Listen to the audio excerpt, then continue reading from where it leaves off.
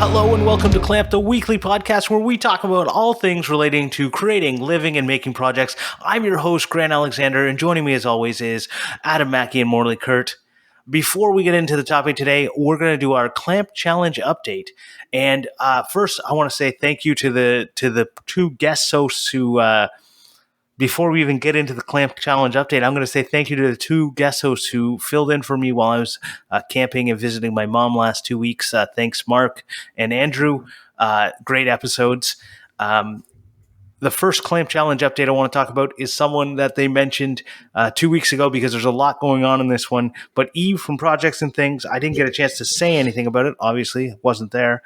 But this is a really cool, fun piece. And why I wanted to talk about it, because we have literally got fun pieces, we've got art pieces, we've got functional pieces. We've got everything I asked for, so thank you. Boom, I'm happy. We have gotten one of each. But there has been some great pieces, and I think Morley wants to talk about the next couple. Yeah, Doug Pissick entered 2 entries, which kind of unite the functional and art categories that you're talking about. There are 2 really interesting ways of holding artwork. The first was he repurposed some beautiful, I can't quite tell the scale in the photo, but they look quite small, brass detail clamps to hold up a fossil. It's so pretty. They just look like very long F clamps, or I guess parallel clamps to hold this old fossil. It's really, really pretty. The other one, which is, I would say, is more impressive because he seemed to have completely handmade these wooden corner clamps to hold a piece of 3D wall art, and took some pretty amazing photos.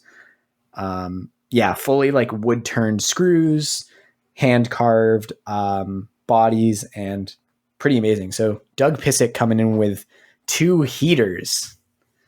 We also... I know we talked about Colin from Juniper and Sixth prototype of his stitching pony, but I couldn't remember if we'd actually talked about his final product, which was this sort of whole invention of a cam operated stitching pony. He clearly put a lot of thought into it. So shout out for Colin for some straight up product development in this project. That's the fun, the functional, and the art are all even today. We can just talk about them. That's the awesome part. Yeah. And then I saw we had another one in progress, sort of like a brainstorming post, Grant, that you were looking at. Yeah. So Wooden_fine woodworking posted up a reel, and it was another one who's using those wooden, what are those kind of clamps called? With the twin screw clamps? I call them parallel jaw clamps. Yeah. Well, they're one of those 2 names. And that's, he was just showing, what is this going to become? #Clamp Challenge. I'm excited. I'm actually super excited with how many entries we've gotten so far, because I know, generally speaking, people wait till the last minute, much like us 3. But it's been a very exciting time. Adam, did you see anything out there that we've missed? Not that we've missed, no. Okay. Did you want to talk about anything? No. Adam is looking around his room for a Decepticon that is making noises. I'm also 100% incorrect. They're not parallel jaw clamps. They're called something else. Are they called twin screw clamps? You're a much faster Googler than I am, so probably. I haven't Googled it. I think so, yeah. Twin screw clamps. I keep hearing a noise in the background and try to work out what it was. I thought it was a printer, but my next door neighbor's getting solar panels installed on their roof. So I just keep hearing the driver putting screws into the roof. Anyway. Oh, there you go. Mystery solved. I will say though, we're starting to get some really cool entries and a lot more entries, and I'm so excited. Yeah, me too. Yeah. So just to put a bow on this clamp categorization, on the Lee Valley website, they call them Dubuque wooden hand screws. So I don't know if that's a Canadianism or a Lee Valleyism. Doesn't seem like a brand name. Oh, shit. I just knocked over my beer. Oh no! It's okay. It was like Alcohol abuse. like a tiny sip left. But yeah, Dubuque wooden hand screw clamps. Wooden hand screw clamps. Cool. Well, for everyone, you still have, once this comes out, I think you'll have about 2 weeks. Exactly 2 weeks to get your project started and completed, or just completed if you've already started. So it's on the 31st of July is the entry deadline, any time zone, whatever. Enter at Hawaii time zone. I don't really care. But on the 31st of July, you have to have a post on Instagram with your clamp challenge entry, which is either take a clamp and make something out of it, or make a clamp out of something that's not a clamp. That's the basics behind the clamp challenge. We've got some amazing prizes, of course, from Keen Utility, IsoTunes, Timbacon, KJP Select Hardwood, FrogPod, Andrew Zito, Ethan Carter Designs, Bear Make It, CCW Router Sled, Our Weird Guy, Dean Duplantis, and Daner Made. They are all awesome prizes. There's going to be, I think we said 3 prize packs. So there's going to be 3 winners across the globe. Everyone can enter. Can't wait to see all the entries. And now we're going to go on to the topic, if someone would just ask. So I had a video idea last week, and it was definitely sort of spurred by watching the Ryan Trahan Penny series that Adam recommended, and that both Eden and I now have gotten really into. We actually just finished the series today. Oh. His videos had me thinking a lot about trying to do more things with people around Toronto, which is not something that was totally new. I mean, it's something I've been talking about recently, like wanting to have more people in my videos and taking advantage of being in the city. So I had this idea of making a video where I would do 3D printed repairs for strangers. And like many ideas, it started out as a bit of a pipe dream, just like a funny thought of what if I was set up with a table outside in some busy area with a sign that said free 3D printed repairs, and people would come by and they would describe to me some problem, and I would on the spot like model something for them and 3D print it for it right there. And it very much also inspired by Van Neistat's repair station, which he did at a flea market in California. And then once I gave it a little more thought, I started thinking, well, I'm very close to a super happening street in Toronto called Bloor Street, and I could probably ask a business owner if I could set up in their front window and do this to passersby, or do it with passersby. And especially if it was like a mutually beneficial relationship, if it would get people in the door. And so the more I thought about it, the more I was thinking it might be possible. And then I remembered that there is a makerspace cafe pretty close to here. It's like a cafe, and they run 3D printing and laser cutting workshops. I don't know a ton about it other than, I mean, before this, I didn't know a ton about it other than I had seen it and I knew it existed. And I looked it up on Google Maps, and they had great frontage. So I was like, if this is going to happen, like this is the perfect spot. So I need to go ask them. So I came up with a pitch, I practiced it in front of a mirror. And I was super excited. And the next morning I went, like right when they opened, I asked to speak to the manager, and they were like, come back in 2 hours because we're way too busy to have this conversation right now. So I went back in exactly 2 hours, and I spoke to the manager, and I was telling her about the idea. And she was like, let me get the owner. Like, this sounds like something he would be into. And so I described it to him. I told them who I was and why I wanted to do it. I'm not trying to put on any fronts. Like, I told him I thought this would be a great YouTube video, but also it would legitimately be making 3D printed repairs for people, but I would be making a video out of it. So hopefully I would get something out of it. It would get people in the door for him. It's a win-win-win. And he was like, yeah, that sounds great. Let's do it. And it just happened. And so I already had a date in mind because I wanted to prepare for the best case scenario. So Saturday, I mean, by the time this episode comes out, wow. By the time this episode comes out, it would have already happened. But Saturday, I guess it's July 16th. Eden had a free day. She could be my camera person. And it's a Saturday at a cafe in Toronto. So it's going to be popping. And there happens to be a street festival the same day. So yeah, that's going to be crazy. So he was like, yeah, that date works. And it was awesome. And it all is because I just asked. And that was early this week. And I feel like throughout this week, a theme has been like the power of just asking. So I'm working, or I actually just finished making this table out of pallet wood. And I'm making a video about making the table and selling it. And to sell this table, because I didn't have a buyer lined up, I wanted to take some really nice photos. So I had an idea of going to a local art gallery, and if I could bring the table inside and take some photos there to really just get the best shots possible. And I told Eden about it, and she was like, yeah, like, I mean, go ask, the worst thing they say is no. But again, like I wanted to set myself up. That's not the worst thing they can say. Trust me. What's the worst thing they could say?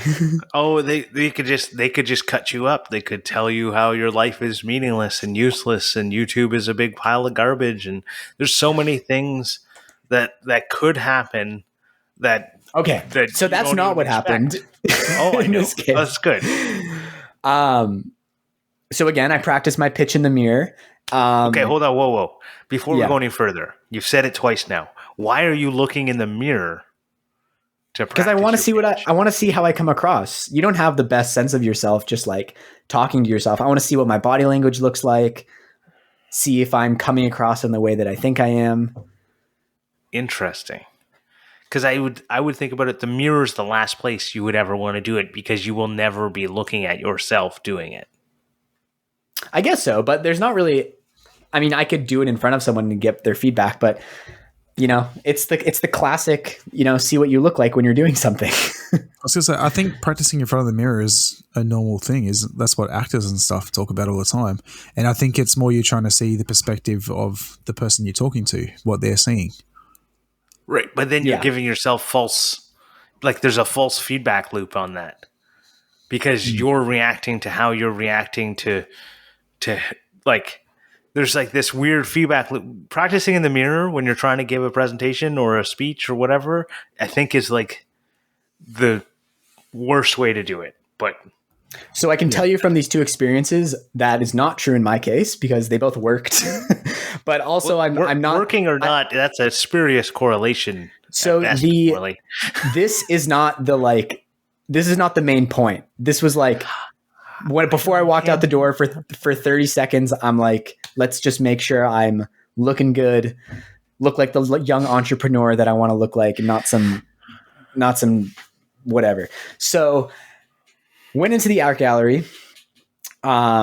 Very similar situation. I just told them who I was, why I wanted to do it, that I was a local woodworker and I wanted to take some nice photos because the lighting in my apartment is not very good.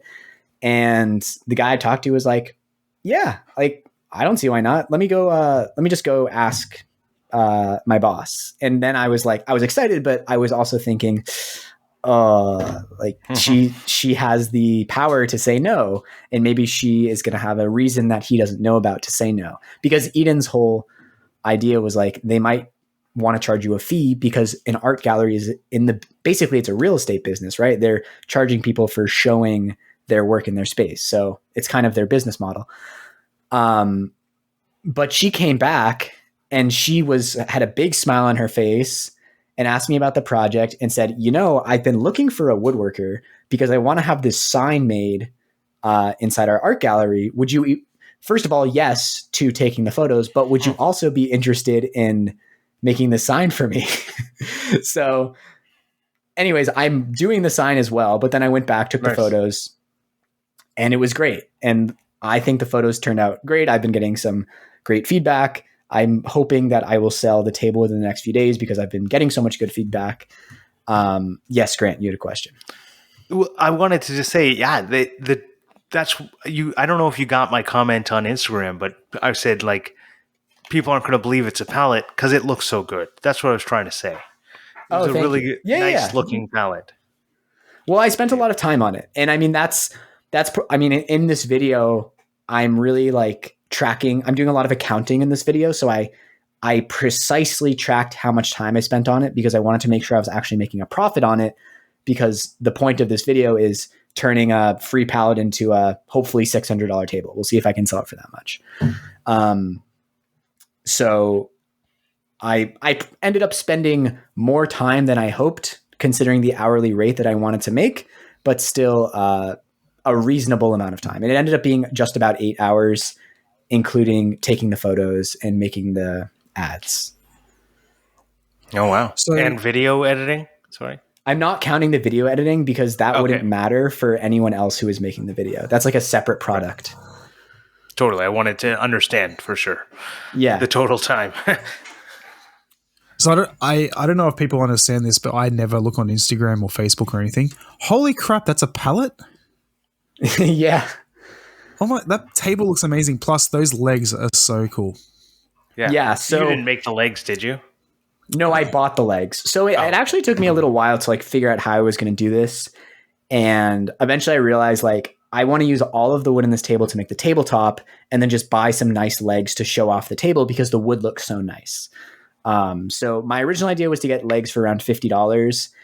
There were $50 steel legs on Amazon, but the right legs ended up being $125. So they're not cheap, but I feel like it was the right purchase because they made the table kind of what it is. Totally. Definitely. The legs make the table. Yeah. And I'm glad you didn't just like slap some of those cheap hairpin legs on there. Because that would have just... I mean, hairpin legs were the original idea, but in discussions with Eden and like further research, it wasn't the move. Well, I'm glad you just asked. Hairpin legs yesterday. Yeah. So, those two in-person encounters of the power of just asking. And then like 2 other times this week, I reached out to brands because I wanted to use their products in my videos. And both of them said yes. So it's like the theme of this week has been the power of just asking. And I feel like, sorry, Adam, I'm going to let you speak because I'm about to sneeze. Okay. I understand that you're trying to segue and that it's our topic for this week, but I need to ask with the 3D printing thing, like 3D prints take a long time. How's that going to work? So how it's going to work is the scale of things that I'm going to fix are going to be relatively small. So yeah, I mean, a huge 3D print takes a while, but I'm going to keep it to things that are like 30 minutes to an hour to print. I'm also going to use their printers if I can't do it all with mine. So we'll see how much I can do. I mean, so you have multiple. I have too much business. That's a good problem to have in my mind. If I have to start turning people away, but hopefully, you know what you should do is get business cards made up and be like, "Hey, I don't have time for that today, but if you want to reach out, I can do it for you in a future date." Yeah, I need to make some signs and things tomorrow. Yeah, I would, unless you really want to get into like that aspect of it for some reason. That is, I wouldn't do that because you'll get a lot of people calling you. I wasn't saying yes to Adam's specific idea. I was saying yes internally to I need to get my stuff together for Saturday. Gotcha. Makes sense. Okay. I wouldn't be doing it for free either. Like, yes, that day do it for free, but if like people wanted you to do stuff after, I wouldn't do it for free. Yeah, but Grant's right. Like, that's not the business I want to really get into. Yeah, exactly. But one thing was interesting is that the owner, I didn't expect this. The owner of the Makerspace Cafe said that they actually get a lot of requests for 3D printed repairs. And they can't do it because they just use like Tinkercad and no one there is like really well versed in design and 3D modeling. So I think that was part of the reason why he was so bullish on the idea right out the gate. Cause he was like, yeah, I mean, like this is clearly something people want, which we can't do. So for sure, come on in and do it. Job for coming your way afterwards. Yeah. Well, I think back and there's a lot of things in my life that just ask is, or that mentality of what's the worst that can happen. They could say no. And I know there's obviously way worse things that could happen, but I get it. There's what's the worst that could happen is often they could say no. And that's 90% of the time what you're going to hear as the worst. Obviously, I'm not saying 90, but, like when I think about, even asking my wife out on our first date, right? Like, it was just ask, like, what's the worst that happens? What's the worst even going on that date? What's the worst that could happen? You could fall in love and get married. But if you don't ask, you could be, sitting alone in your basement all by yourself 10 years later.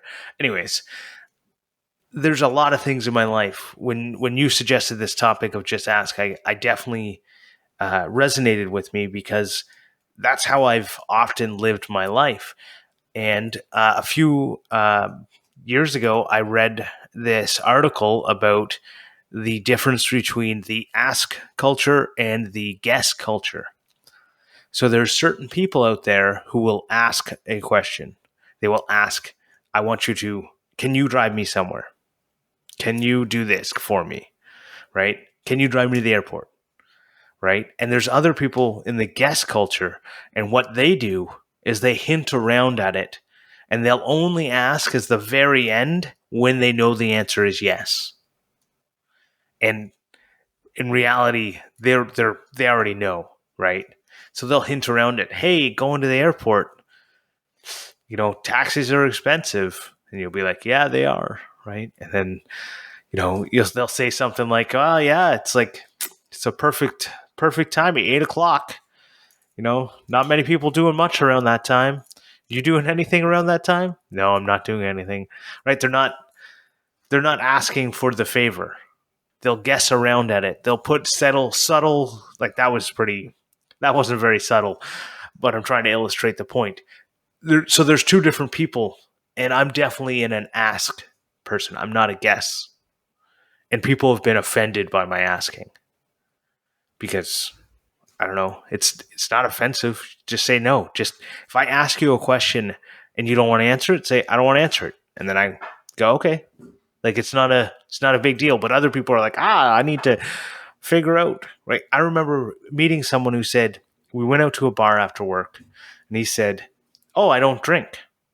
Right? But he had no problem going to the bar, and I went, "Oh, why not?" And everyone's like, "You don't ask someone why they don't drink," and I went, "Why not?" Either he can say, well, I'm allergic to it, or I just don't, or never interested me. Like you don't, or I'm a recovering alcoholic, or I don't want to talk about it. And that's the answer.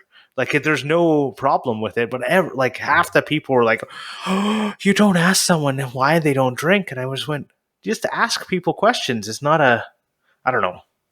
Anyways.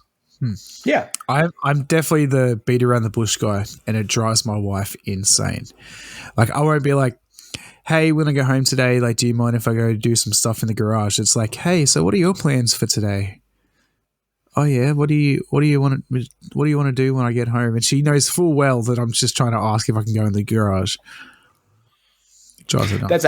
That's actually something that like Eden and I have tried to like improve upon in our relationship. So there's been times when we'll say like, hey, do you want to watch this video or this show tonight?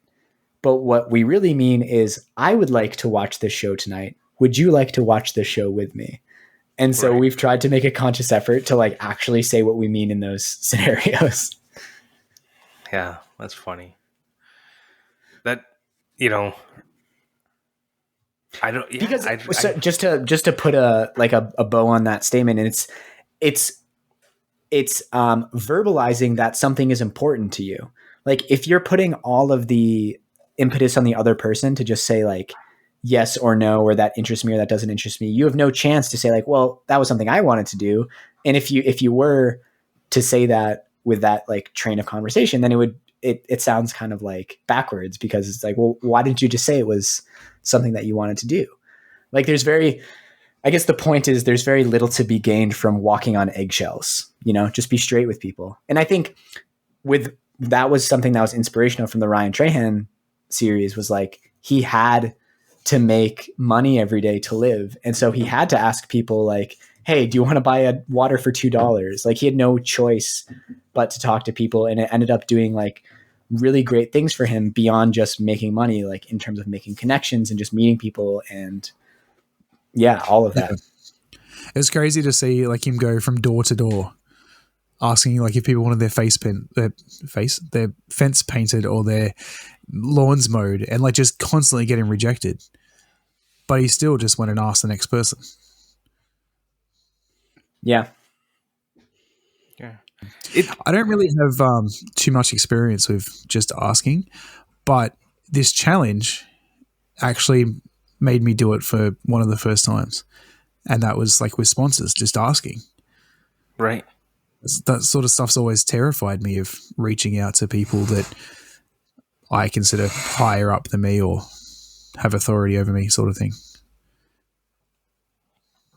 Yeah. Yeah. Well, I think a lot of people worry about, if they ask, there's going to be rejection, or you're going to get ghosted, or you're going to get, whatever it is. But I don't know, like you got to like let that fall to the side, in my opinion. Yeah, for sure. I agree. I mean, I think fear of rejection is such like a funny thing, because it's all just based around shame, which is like a very fundamentally human emotion. Like it's an instinctual, fear of being ostracized from the group. And in many cases, it's not as intense as we make it out to be in our brains. Like I remember in university, like I was definitely nervous about like talking to a girl who I thought like I might want to like go on a date with. And that was something I really had to get over, because eventually I realized like, no one's gonna do this for you. You have to do it yourself at a certain point. So I, for some reason, picked out my journals from when I was in grade 5 the other day, and I was reading through them. And it's funny that we talk about this today, because in grade 5, I wanted to ask this girl out. And I wrote instead of doing it, I wrote a secret admirer note, and I sneakily put it in her desk, and she found it and she read it, and it was, from their secret admirer, and it became the big talk of the class, right? Everyone was talking about it, who wrote it, they guesses on who it was. Nobody guessed me. Surprise, surprise. So then I wrote a second one, and boom, big thing, blah, blah, blah, big, whatever, there's a secret admirer. In the end, it eventually got out that it was me, and it just fizzled away. If anything, the trying to guess at, will she like me? And I read the journal notes. I'm like, I don't know. Does she like me? Does she not like me? Should I ask her out? Maybe she'll figure out it's me. And then she could just ask, say, hey, was it you? And then I'll be able to come clean and whatever. Like, it was like all this like huge amount of stress and anxiety and like bullshit, instead of just going up and saying, hey, you want to go out? Because you're grade 5. Like, that's what you would do. Hey, do you want to be my girlfriend? Right? Like, if I had just done that, it would be over. It wouldn't have been like a month-long process, which in the end was actually like detrimental to my mental health, because when it all got found out, it was like, obviously she didn't like me, like, which is fine, but it was like it was a big hurt to me, because I didn't just ask. Instead, I tried this little guessing game. It's funny. I was actually just going to talk about how growing up, I was always told, just ask. Like, the worst they can say is no. And I was going to throw back to before how you were saying that no, people can say worse than no. And it's funny that you tell that story, because if you went up and asked her, she could have said a lot worse than no. Like, kids are savage. They'd be like, she was like, nice. Kids will make fun of, but other kids will like make fun of you for it. But they did in the end anyways. Yeah. In the end, if anything, it was worse. Like, that's what I'm saying. It was definitely worse. I shouldn't have done it. It was, I read through the journal things, and I definitely was going through a lot at the time. Like, the little journal entries on those days, I was like, oh my God, what were you thinking? Why wouldn't you just ask? Because in my later life, I definitely asked. I grew up. Yeah, you reminded me of a story when I was a kid, and I had a crush on the girl that lived across the road. We used to play all the time, and I put a letter in her letterbox, and then I went and told her mum or someone. I was like, oh, I saw like Joey from down the road put a letter in the letterbox, and it was like a secret admirer letter. I was found out within 5 minutes, because they went and asked Joey, and Joey's mum's like, we don't have colored paper here. I wrote it on like a piece of green paper or something. She's like, we don't have colored paper. Like, and then it got discovered that it was me, and I'm like, well, that didn't work. It's funny. Things we Well- do as kids, eh? Yeah. It makes me think about like all the people I've met at the skate park recently. So like I've continued skating like almost every day. I take a day off here and there. And I think just because of that consistency and because you run into a lot of the same people, like I have met more people skateboarding than I have doing like anything in Toronto. And a lot of it is just because I've like asked people's names, which naturally leads to striking up a conversation. And it's just sort of made me realize that like, you know, you meet people and you make friendships and things just by being the person to like be friendly and like ask things. Like it's not going to happen unless you make it happen. It might, but then you're depending on things that are outside of your control. Right. It definitely helps to have a common thing that you're doing. Like I've definitely, when I used to smoke, I made friends with all the smokers because we would see each other outside, right? And even if you didn't work together, you guys would see each other outside and then you'd chat. And that's how because you were doing something at the same time as someone else and they're doing the same thing, you went, oh, we have something in common. It boom, starts up. You know, you're skateboarding, you see them more than once, you go, I've seen this guy before, right? Yeah, Boom. it leaves a very like low barrier to entry conversation to start off on. You start talking about skateboard tricks. And then you move on to like, oh, like by the way, what's your name? And then you get into like, oh, why what do you do? Like why are you at the skate park in the middle of the day? What is your job that allows you to do that? It's the same with like work colleagues and stuff too. I mean, like every time you start a conversation at my work, it's some gossip about work. And then like there's people that I've talked to that many times that they know personal things too. Right. Yeah. But to go back to this ask versus guess, do you ever think that sometimes guessing around might be the better approach? You know, like in my opinion, you shouldn't ask someone to marry you unless you're 99% sure they're going to say yes, right? And yeah, but I don't think you're guessing around it. Well, you have to It's just not ready. You have to be looking for signals, and that's what guessing does, right? They're asking questions. Hey, before you asked your wife's, or your fiance to marry you, did you know whether or not they ever wanted to be married? Yeah. Well, if they're right? your fiance, they've already said yes. So right, but before you ask the question, right? Like, obviously, you would have talked about future. Do you want to have kids? Do you want to get married? Do you want to? Right? You talked about these things, and so that's the type of you're beating around the bush. You're not asking when you ask, would you ever like to get married in the future? You're not saying, will you marry me? Right? I don't know. I think in terms of like, is there an advantage to beating around the bush? I don't know if there is, but I am a big fan of like asking a lot of questions. Like I definitely live by my life by the mantra that there are no stupid questions. Like there's people who are afraid to ask what they think are stupid questions. So like be the person to ask that stupid question. That was like what I lived by all through school. I honestly think it's probably what led to a lot of success in school was just because I asked questions and got answers. That's what I do a lot of now. If like I don't know something, I'll just try to ask people.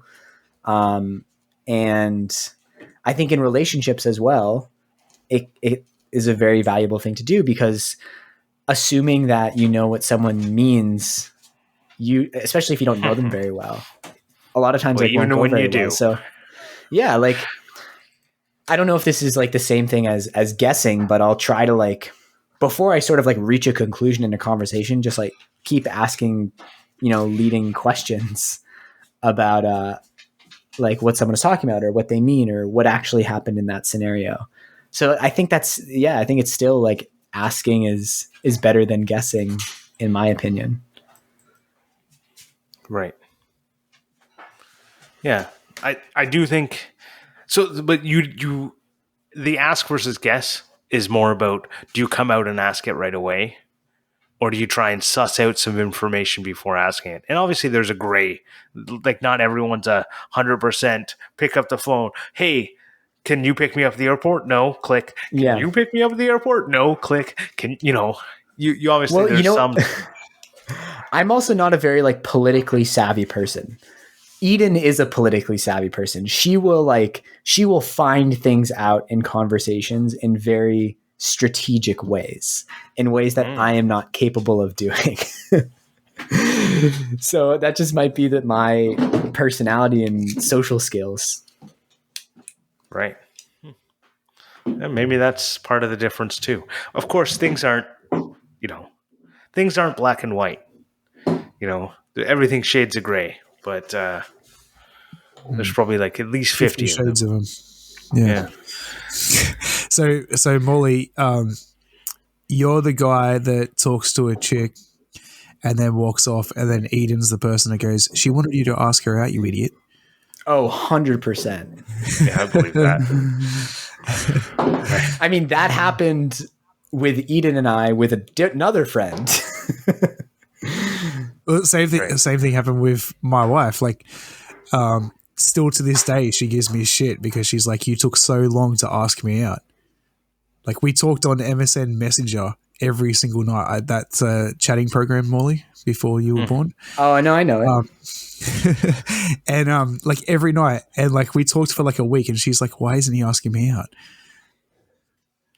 Wow. So I will say this: if you are an asker and you talk to a guesser and you come out right and ask, they might take offense.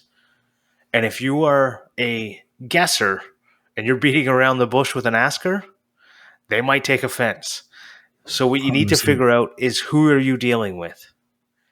If you're dealing with someone who's an asker, know that it's okay to say no to them. Right? Guessers, when they make the request finally, they think they know the answer is yes. Right? They often won't even make the request because they'll say such subtle stuff that you'll just offer it to get them to stop talking. But but the big thing is, figure out if an asker is asking you the question, know that often it's okay to turn them down. Yeah. I think part of the reason why asking has been so like fruit bearing, for lack of a better term, this week for me is something I've been talking about recently, which is like thinking about my work more like a business and just trying to be a little more structured around it. And in business, you offer something to someone, they get something, you get something, both parties benefit. That's why a transaction is made.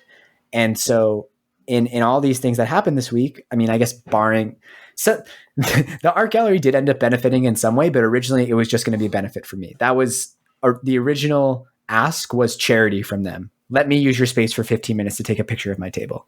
Goodwill. But it isn't goodwill, because their art space would be in the background. That's true. I don't know if their head was there. I assume it wasn't. But regardless, I mean, let's talk more about like the 3D printing for strangers, right? It was like, I know I have something for you. You have something for me. Let's just make this happen because we're both going to benefit from it. And you can't operate on relationships of guessing in business. Like, you have to ask and lay out what everyone's getting here, because that's the only way that stuff works. So I think just like thinking in that way has allowed me to free up myself to just ask a little more. Yeah. Well, right now I'm just going to ask something for everyone. And that's, if you're enjoying the show and you'd like to support us, I'd like to ask you to go over to patreon.com/clamp. And on there, you can get access to a pre-show, an after show, and we send you a leather keychain made by Morley. We'd really appreciate if you could go there. And if you can't, I understand. But I want to also thank our top level, all of our supporters, but especially the F-Clamp levels, Brent Jarvis, from Clean Cut Woodworking. It's been a couple weeks. Sorry, guys. My mouth isn't in it to say this list. I haven't said it in a while. Vincent Ferrari from Because We Make, Austin from the High Caliber Craftsman, and Scott Oram from Dad It Yourself DIY. Thank you very much, guys. With that, we're going to Clampmendations. Clampmendations. I wanted to shout out an account that was recently shown to me, Cameron Hughes. He does these like very quick reels about product development and fashion design. They don't go into too much detail, but they're nice little like inspirational snippets of, this is the process of bringing a 3D printed invention from idea into tooling in a factory in China into a fully realized product. So he doesn't have like a whole ton of content, but he has some like really cool ones. The one in particular that I'm thinking of is like this new type of bungee cord that he seemed to have invented. So it's pretty cool. Just like a bit of a product development inspiration as well as fashion design. I believe he comes from a fashion design background. Seems to have also worked on like RuPaul's Drag Race with some like 3D printed articulating parts for costumes and things. So pretty cool account. Cool. My clampmendation for this week is going to be Ted Lasso. They talked about it a lot on the Fake Doctors, Real Friends podcast because the guy that made Scrubs is also the guy that made Ted Lasso. And I started watching it and I'm pretty hooked. It's really funny, really good. Not as good as Scrubs, but good. Cool. Nice. I don't have anything to recommend. I'm not going to recommend anything this week. I'm sorry, guys. I was really unplugged. I haven't seen anything. I haven't done anything. I'm super behind on all my podcasts. Actually, you know what? I have recently subscribed to a new podcast. So that's what I will, for some reason, even though I have hundreds to listen to, I will suggest you guys check out Making Problems to Solve from Dave Bauer. I've listened to the first 5 episodes from him, and you should go check it out. Some of our former guests are on his podcast, so it's got to be pretty good because, they had good taste to invite people like that on. So go check it out. And your boy's going to be on it this coming week. Oh, what? Well, look at that. There we go. Adam, how did you get on it? All right. Well, at this point, one other thing I'm going to ask everyone to do, because I was looking through the reviews, and it's been over 30 days since we've gotten a review. So I'm going to ask everyone listening. We get, quite a few listens a week. Go over to the Apple iTunes thingy-majigger, podcast majigger, and write us a review. Any star. We're not like other podcasts. We'll only read 5 stars. We'll read any star review. We appreciate the 5 stars. We'll read any star and Morley will read it in the accent of your choosing. And since we don't have one to read this week, we're going to do the Australian word of the week. Yeah. Australian word of the week this week is going to be open slather. It's 2 words. It makes me think of open sesame, but a like slithery, slizy, weird version of it. Can you use it in a sentence? You've got open slather here. Like bedhead? Lad. You've got open slather here, lad. Your fly is down. No. Okay, so open slather means free for all, anything goes. Oh, wow. Oh, that makes sense. Sure, if you say so. Well, thank you very much to TF Turning. Oh, go ahead. Sorry. I was going to say, let me use it in a sentence that might help you understand. Morley goes to the skate park by himself. He has open slather of the skate park. Oh, I understood. I understood how to use it. I don't understand why it makes sense now. Right. All right. Well, thank you, TF Turning, for the theme song. You can find us everywhere collectively by searching for Clamp, Adam Grant, Morley, or just Clampcast on Instagram. That's where we're mostly active. Until next time, thank you very much and have a great night or day. Bye. See ya.